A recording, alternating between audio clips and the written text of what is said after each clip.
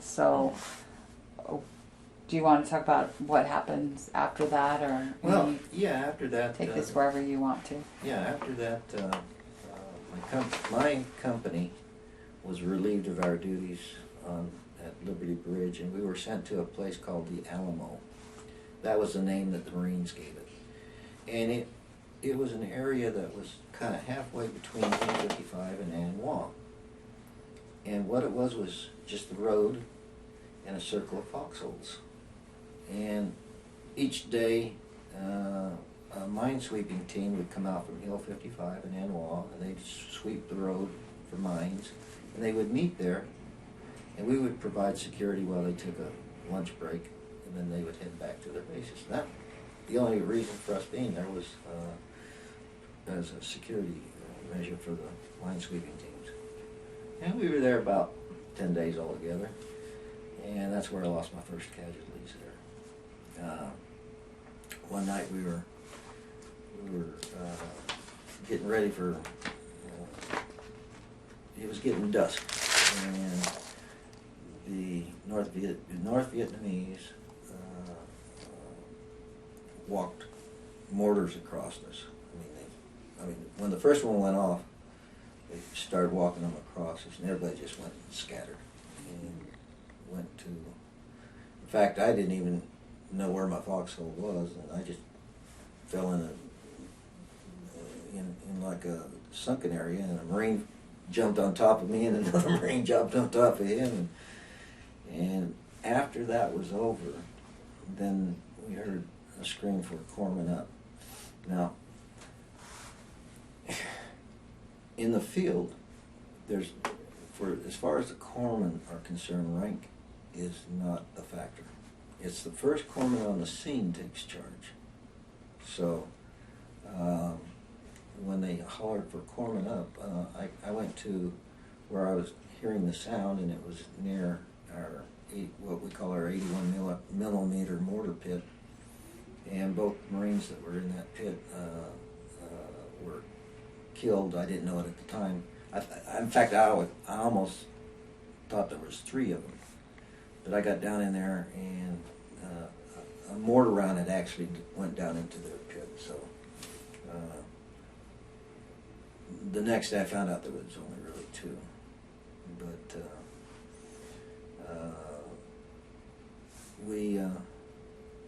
I lost both of those casualties. Actually, they were actually my really first. We got them out of the mortar pit, put them in body bags, and 3 or 4 of the Marines sat up all night with them. One of my corpsmen sat up all night with them. We had a chopper come in the next morning and get them out of there. And now I've been in Vietnam all of maybe 3 weeks at this point. Mm-hmm. And so the company commander was a young guy named Neil Meyer, and he saddled up the company, and we headed over to where we thought the mortars came from. And when we went over to this village, we did find stakes in the ground at various angles so that they could put their mortar tubes up at nighttime and be somewhat accurate in where they wanted those mortars to land. So we interrogated the villagers. Me and my corpsman, we were on one side giving them medical help, while the Marines are on the other side kicking their butts. Yeah, I was going to say, making them go see you. Yeah. Mm-hmm. And it was just, like 2 different worlds. Right. And so the company commander ordered that we take all the villagers out of the village and put them out in this rice paddy area. It was dry. And so 160 of us, we escorted all these villagers out into the rice paddy. And about that time, as we heard the planes off in the distance, and so did the villagers, and some of them broke and ran back to their village. And the airstrikes were 2 F-4 planes that came in with napalm and just leveled their whole village with napalm. And couldn't understand it. Didn't understand, well, what was the reason for that. And I questioned my company commander at the time. And he said, someday you'll understand. Well, I've since found him. And we talked about it. Mm-hmm. And he says, Doc, he said, or Patrick, he said, I was so close to losing control of the company because they were so angry over the deaths the night before that I had to do something pretty drastic or I was going to lose control of that company. And I says, well, now it makes sense. At the time, it made absolutely no sense why we should napalm a bunch of civilians. It made sense. So you do things you had to do just to maintain sanity. And in this case, he recognized, and reflecting back now, yeah, he was probably very close to losing the control because the sergeants were the sergeants were, it's just like a football game. You know, the coach gets the team over and says, rah, rah, rah, we kick butt, this, and getting the adrenaline going. Mm-hmm. And turning 160 Marines loose, you never really realize what a lot of 18-year-olds can do. Yeah. So that was his way of getting control of the situation back again, was to get the villagers out, the Marines out, just otherwise he was going to have some atrocities on his hands. So he was like getting the vengeance he felt the guys needed without in a sense, yeah. the loss of life possibly, or well, he was going for 4 officers, because that's all we had out there. For 4 officers to control 160 mm-hmm. Marines. Okay. Someone was bound to, while interrogating, because of the anger they had the night mm-hmm. before, was bound to shoot somebody. Mm-hmm. So his best way was to get the Marines out of that village, take the villagers with them. In a sense, you're guarding them, okay? Mm-hmm. Right.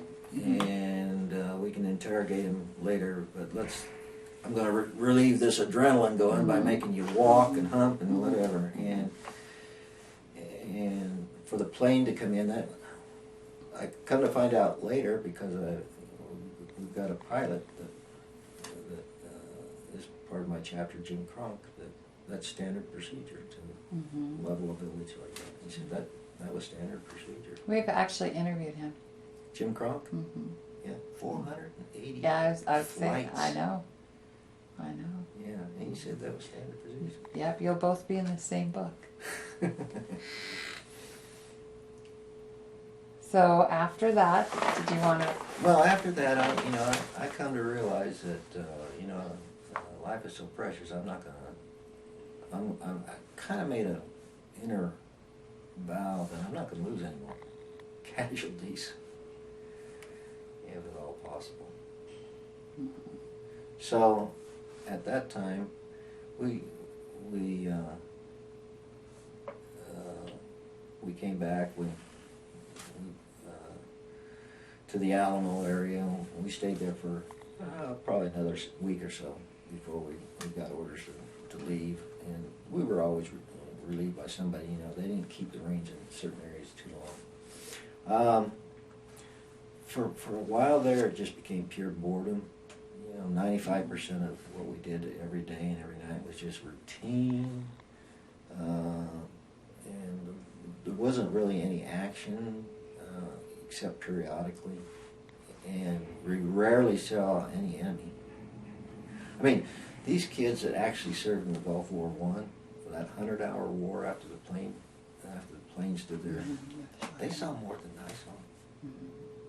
In reality, mine was a constant fear of the surroundings, constant fear of the jungle, constant fear of who's in front of me, who's behind me, whatever. It wasn't like I saw a lot of the enemy. I didn't. Right. They're out there, but you don't see them. Yeah, exactly. Fair, yeah. So, I never lost a patient. after that, by the way. And like I say, the corpsman, whoever gets to a casualty first, took charge. I never treated a casualty that was hit by a bullet, because I was never the first one on the scene. Okay. Some other corpsman was, and so I took my orders from him, whether he was an E2 or E3, and I'm an E5 now. I got my warrant, second class warrant. Every single booby trap that went off, it seemed like I was the first one on the scene. Now they're called improvised explosive devices. Right. Yeah, but we called them booby traps back there. Yeah. So I was always seemed to be the first one on the scene of something like that. And what type of booby traps did you see? Oh, everything, from punji sticks in the ground to some of our own armament that had been booby trapped in some which way.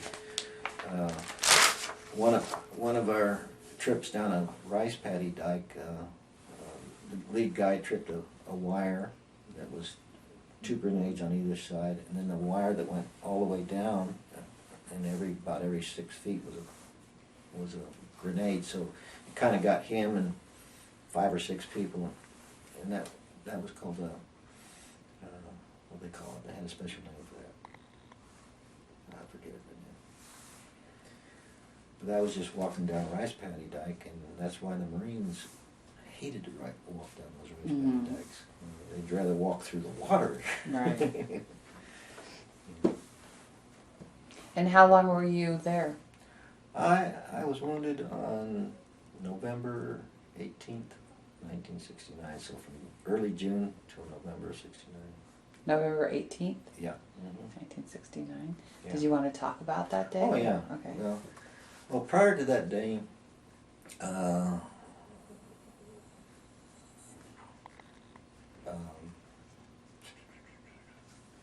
see.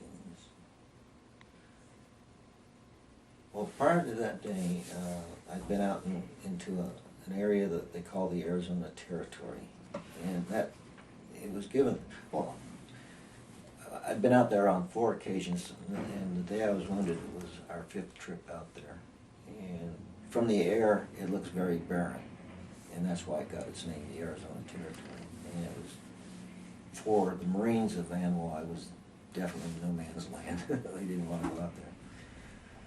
But just as a humorous note, the Marines give their corpsmen a nickname, and it's an honor for them to give you a nickname.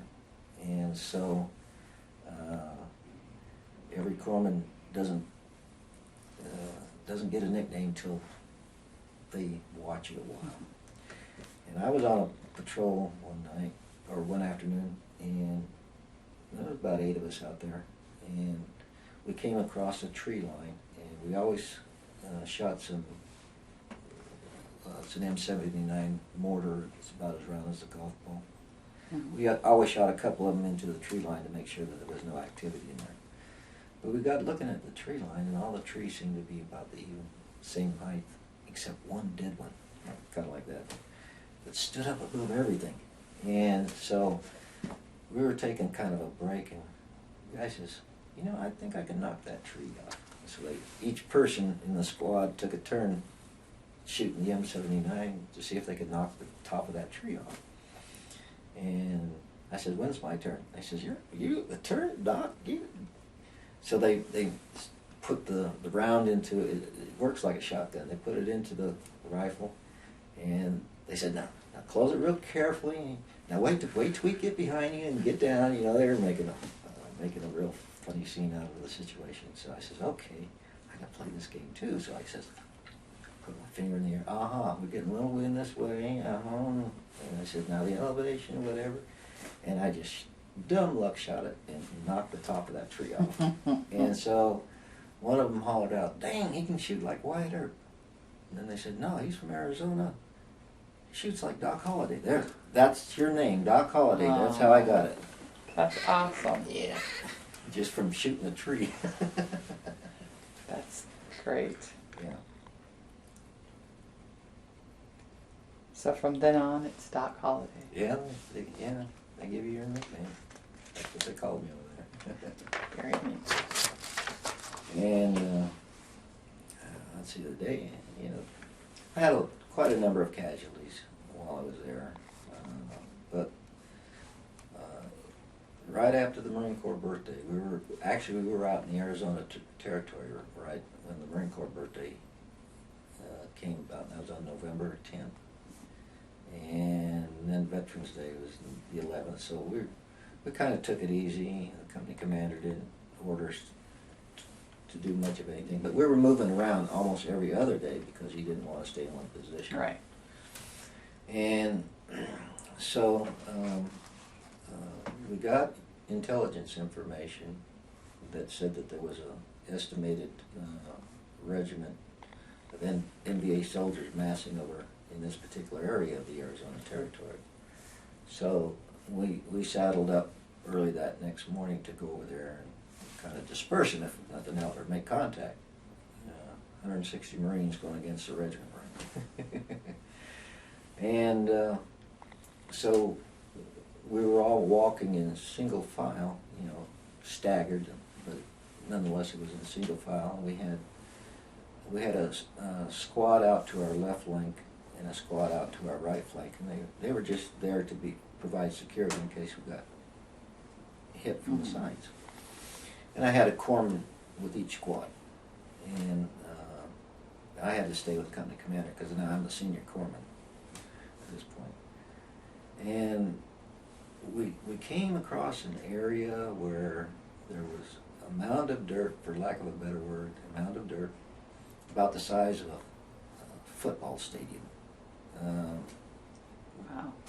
And our left flank went around this side of it, and the rest of the company went around the right side of it. And while on the left side, that squad tripped 2 booby traps. And at that point, we couldn't contact them by radio because the shrapnel must have knocked the radio out. We couldn't see them because of the hill of dirt. We couldn't yell,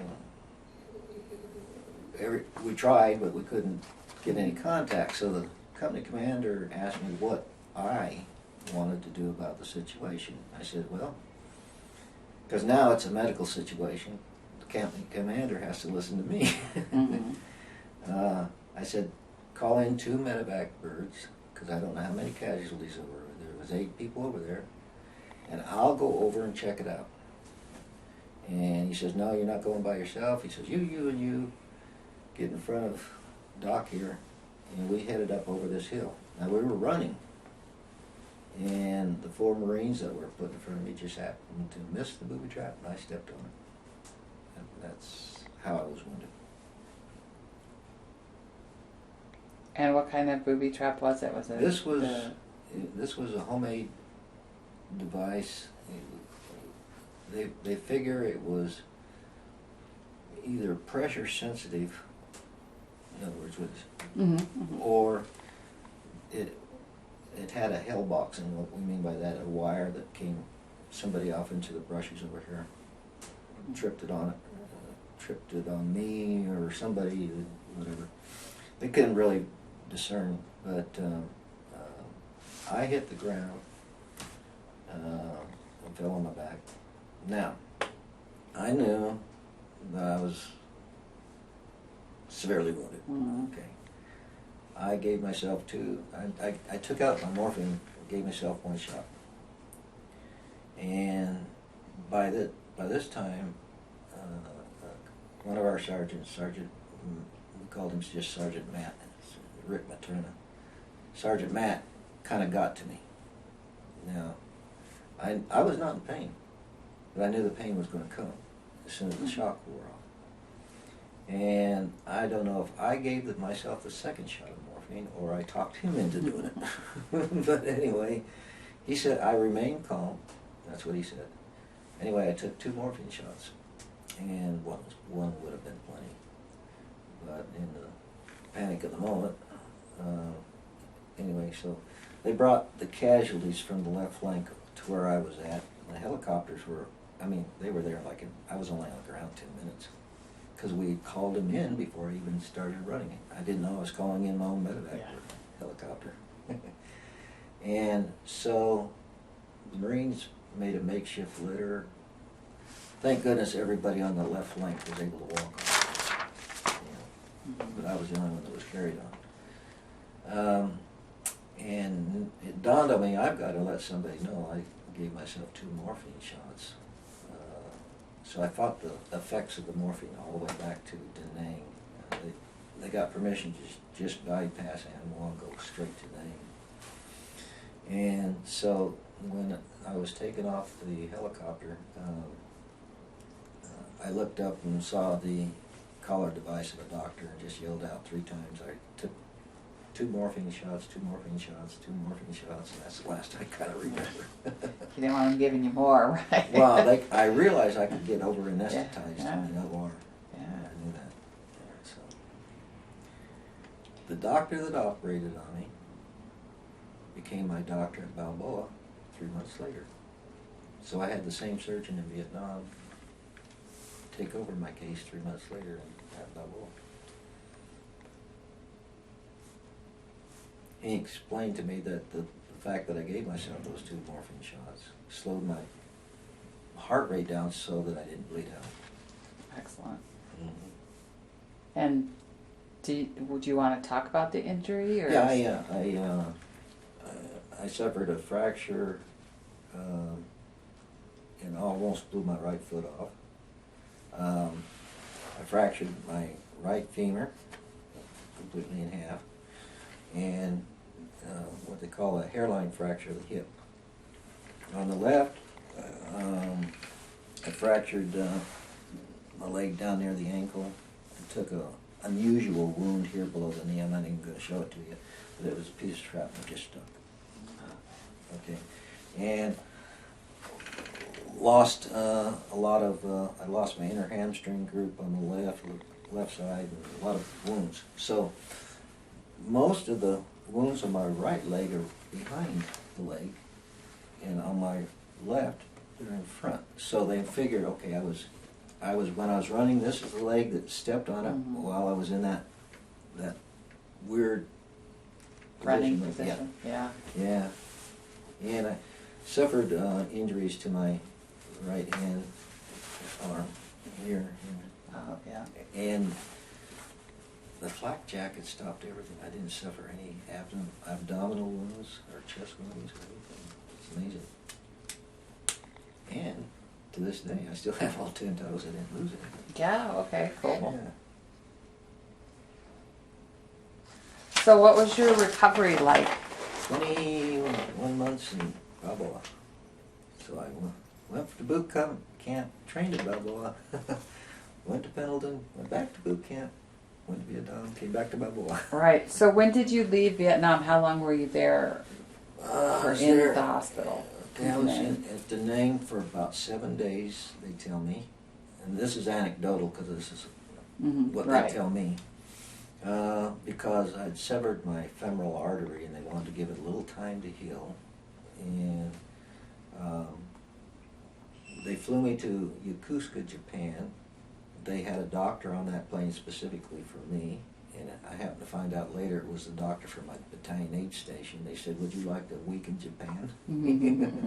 Like, so he flew with me, and his job was if the cabin lost air pressure, he was to take care of me, because I could bleed out the femoral artery, right. explode. I was a month in Yokosuka, Japan, in intensive care. The ward there was like the spokes of a tire. In other words, the nurse's station was in the middle, and each ward went off in from that point, you know. Mm-hmm. And there was 3 beds per ward, and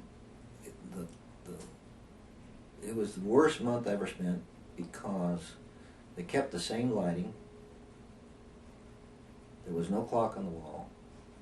There was no window. you could not tell what time it was. And the reason for it is they wanted you to sleep when you could sleep and be awake when you wanted to be awake. So I understand it now, but boy, going through it was misery. I got to know a little bit what time of day it was by the rotation of the crew, the staff.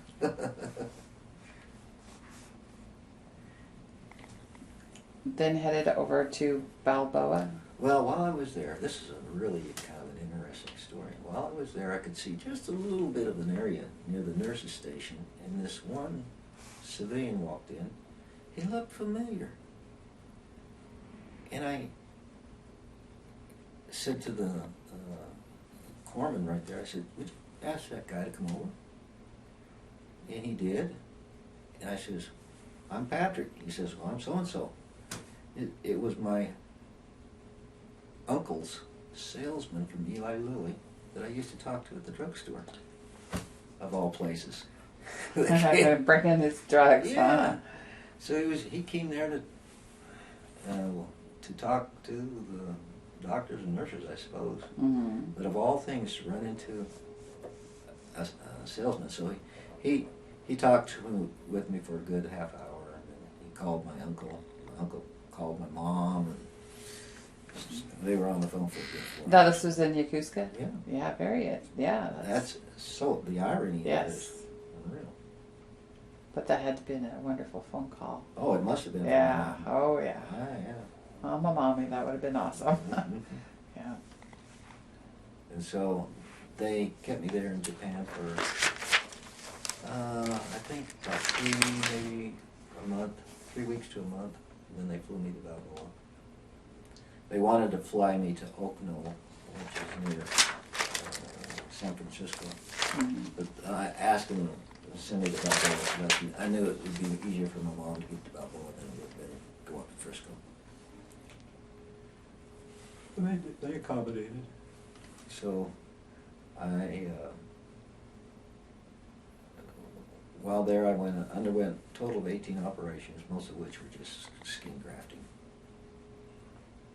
And I ran into the nurse who was my teacher at Hospital Corps School, and she was still teaching the corpsman. And part of Hospital Corps School is you have to work 2 weeks on the ward while you're in class. And so I was on an isolation ward, and so she would bring up her student corpsman, and she'd say, it's okay if they do your wound changes. And I said, sure. In fact, I had one wound, the wound I'm talking about, it wasn't painful at all. And I'd watch these corpsmen. By this time, now they had some girls going through Hospital Corps School. And they'd be so careful and whatever. And and I would give them kind of a grade when the nurse came back. Miss Elam would come back and she'd say, how'd they do? And I said, oh, they did real great. So why were you in, what ward did you say you were in? Isolation. Isolation ward. Because when I hit the ground, I was kind of fell into a divot that had a little bit of rainwater and slime. Oh, okay. And I caught every bug and germ in the book. I had it all. I was what they call a dirty patient. I was full of all sorts of bacteria.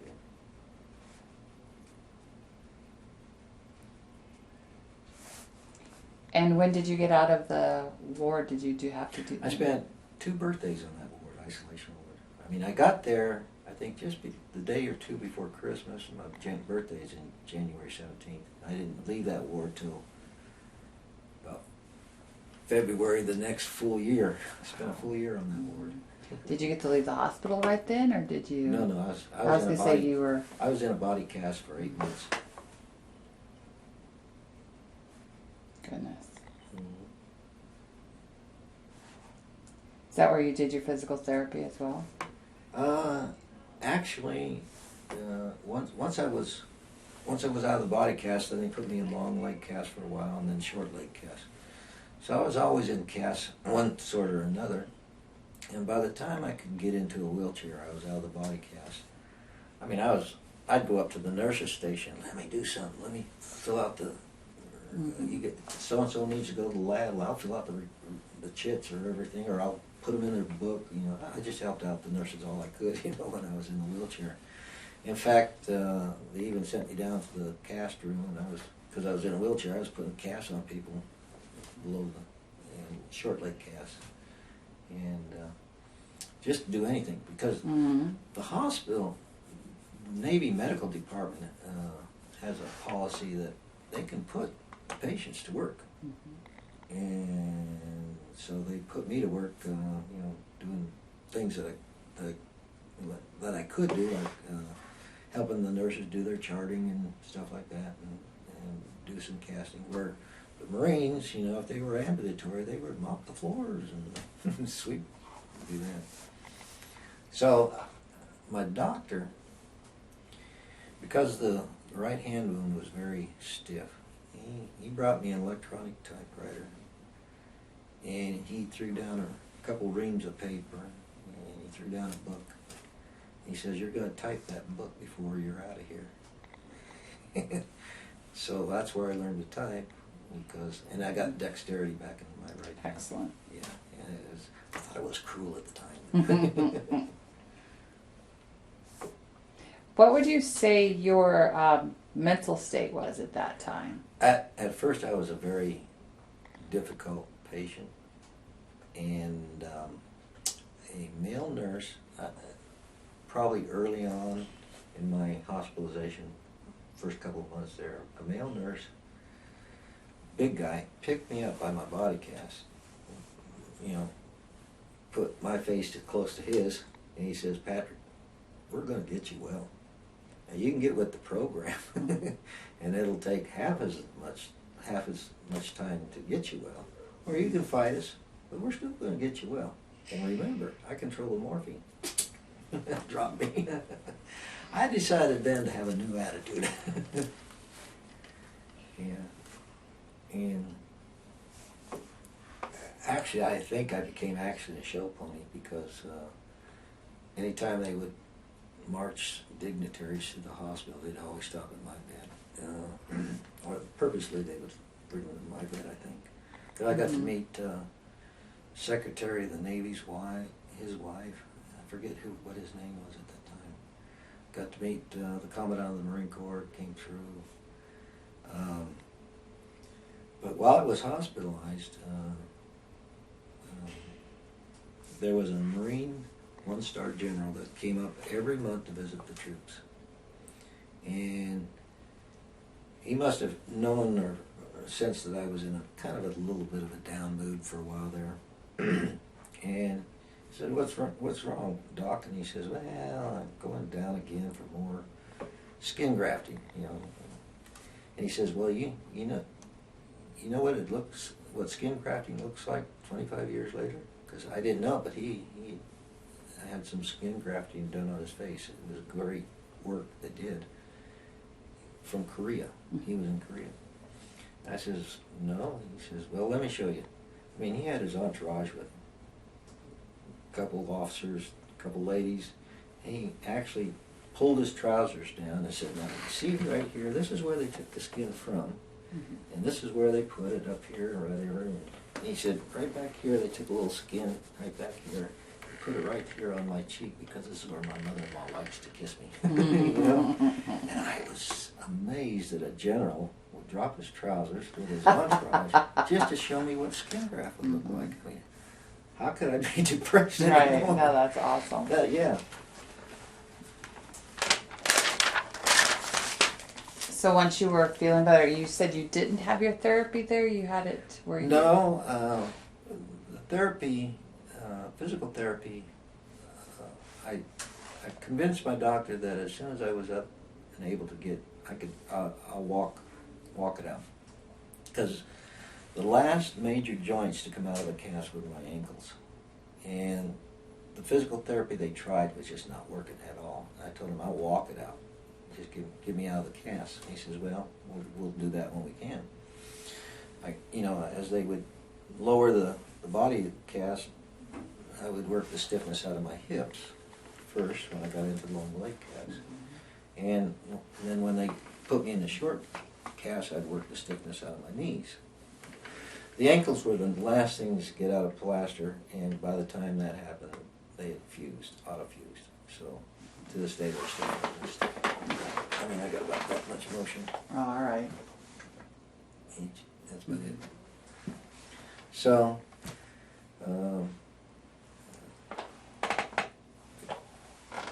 I got the best therapy in the world, and I said, I mean, the doctor said we didn't take your legs off in Vietnam, we're not going to now.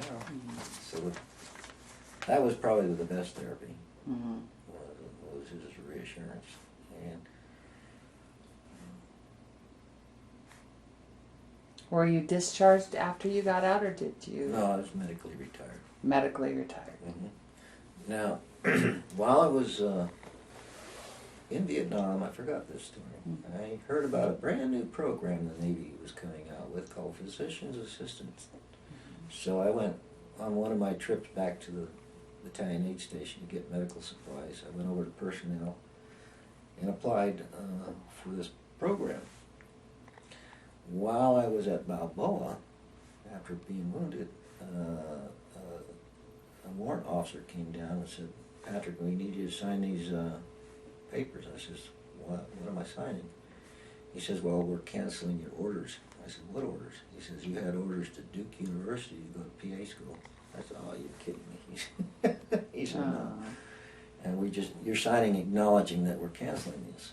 And I says, "Well, let me talk to my doctor first." And so I talked to my doctor, and he says, "Well, I'm going to recommend to the medical board that you be retired at 75% of your base pay, as if you had 30 years in. That's the best deal he could give me." So I says, "Yeah, okay, I'll sign the papers."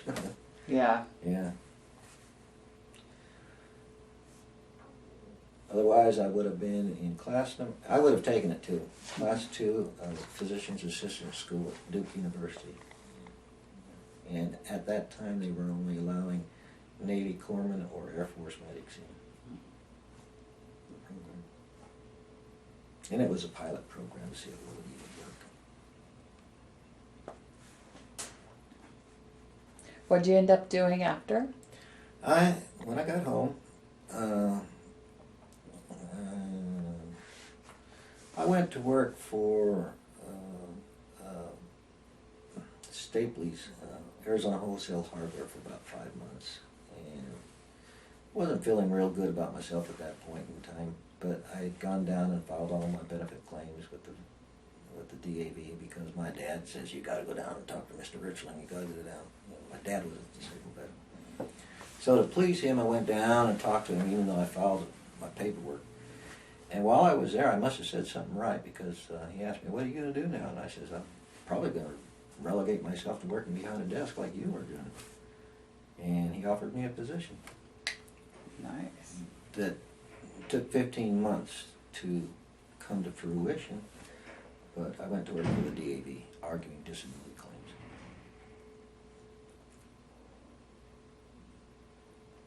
You had mentioned at the beginning of the interview that you did this, and you feel that really helped you therapy-wise by helping others? Yeah. That's awesome. In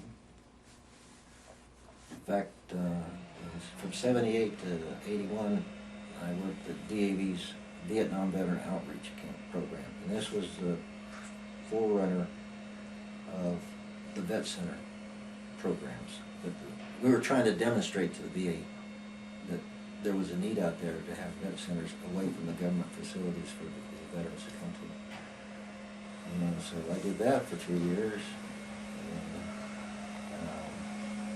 And then I put in a 27-year career span. Sorry about that. Oh, that's all right. The only time during all my time during doing claim activity that it really became bothersome was after Gulf War I. I see these young kids, because prior to the Gulf War I was working with World War II veterans older than me, Korean veterans older than me, Vietnam veterans same age as me. Right. Now I'm seeing kids come back, and my boys, my twins, are 15. And I say, if it weren't for one or 2 years here, these could be my boys coming back. And that's when it started really bothering me. I said, yeah, maybe I don't want to do this work myself. Yeah. Yeah. So I take it during this time you had been married or married and had twin boys? A daughter and twin boys. And lived in Arizona the whole time? Mm-hmm. There any other things that you think of that you want in your story? So I saw a couple questions for you, but anything? No, not really. Just one of the. You can always find a disabled veteran that's more worse off than what you are. Mm-hmm. So you can't have a negative attitude just because you're disabled. Just because you're disabled doesn't mean you're incapable. And so, in dealing with a lot of my clients over the years, let's talk about your capabilities. I'll worry about your disabilities. You start thinking about your capabilities, and I'll get you into vocational rehabilitation training. You had to be really good at your job, huh? Because what you're saying is amazing. Yeah. Very, very important. Yeah. Very nice. I've They were lucky to have you. Mm-hmm. Yeah, I felt I was good at it. Yeah, I can just tell. Well, a couple of questions I had for you. How did you feel about the war itself? Well, the only thing we were really taught was the domino effect. If Vietnam fell, then Cambodia would fall, and Laos would fall, and the whole Malaysian peninsula would fall, and all this sort of stuff. Well, come to find out, it didn't happen. Mm-hmm. So, in talking with one of the psychologists over at the VA hospital, I got to know who it was, Dr. Jansen, Rodney Jansen. He made a trip back to Washington, D.C. and saw the Vietnam Veterans Memorial, and he came back with a theory. He said, "Now, Patrick, I'm going to use this approach to a lot of the veterans," and he says, "I'm not going to ask you to fall for it." But he said that the Vietnam veterans were engaged in the second greatest event in the history of mankind. The first being, of course, the birth of Jesus. The Vietnam veterans, I'm going to tell them, they were engaged in the second greatest event since then. I says, "What do you mean?" He says, we almost came to war with Russia in the Cuban crisis and nuclear holocaust. We found this little area on the other side of the globe to kind of rattle our knives and sabers at one another, called Vietnam. In Vietnam, had we not done that, he says, probably we would have still been butting heads with the Russians, and we may have been in the nuclear war. So Vietnam veterans engaging in that saber rattling on the other side of the world probably saved the world. Okay. All right. I says, okay, let me think about that for a while, and I says, well, that's what I'm going to tell these guys. Mm-hmm. They definitely saved the world. I don't know if it was against Russia and nukes, but they definitely saved the world. Interesting. All right. And then if you were in front of a group of teenagers, what would be your advice? Oh, I would advise them, do not take my history with the military and say this is what's common. My events are totally uncommon. That the military could be a very good career. That the military will make you realize that you have greater capabilities than you thought you had. That you will develop an attitude of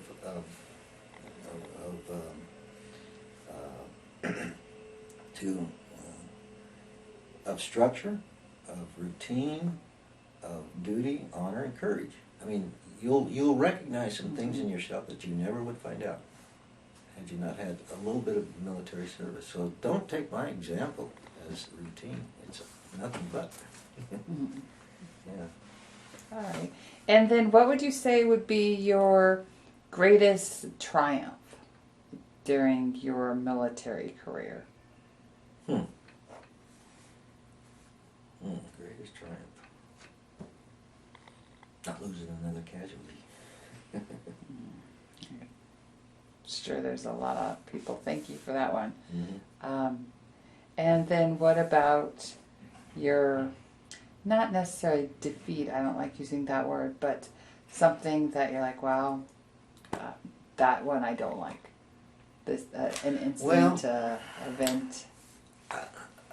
I found out later on that based on my test scores that I tested out in the Navy, that had I gone into the Marine Corps, I could have applied for officers candidate school. And I guess I'm not to sound arrogant, but if the Navy was going to risk sending me to Duke University for 5 years, that might have been an alternative of actually having gone into the Marine Corps and achieved officer rank. Now, I think I still would have went to Vietnam and what have you, but my personality, I suppose, is the type that I like to lead. I'm a good follower, but I like to lead.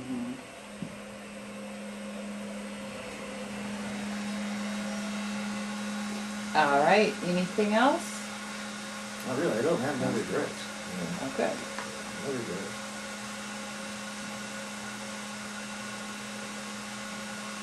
I'm going to go ahead and stop it. All right. All right.